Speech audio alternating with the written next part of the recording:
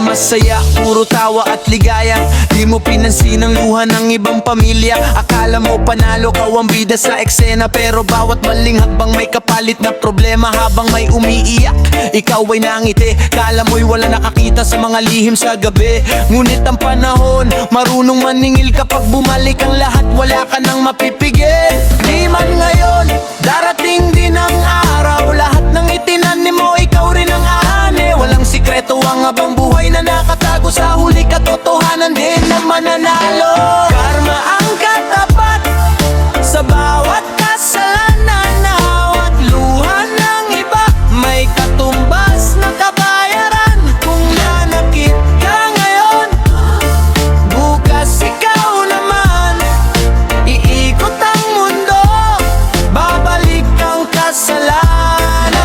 Karma ang katapat, walang pinipili. Mayaman man o mahirap, lahat ay mananagot din. Kaya bago gumawa ng ikasisira ng kapwa, isipin mo munang mabuti ang magiging bunga.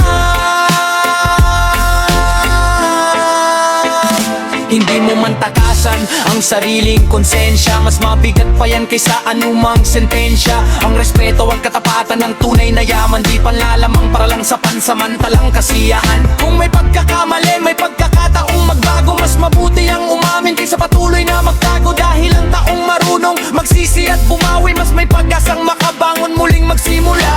Karma ang katapat, tandaan sa bawat araw. Ang kabutihan at katapatan ang dapat ipaglaban. Kapag malinis ang puso at tamang daan, hindi ka matatakot sa pagbabalik ng nakaraan. Karma ang katapat sa bawat kasalanan. Bawat luha ng iba may katumbas na kabayaran. Kung nanakit ka ngayon, bukas ikaw naman. Iikot ang mundo, babalik ang kasalanan. Karma ang katapat, walang pinipili. Mayaman man o mahirap, lahat ay mananagot din.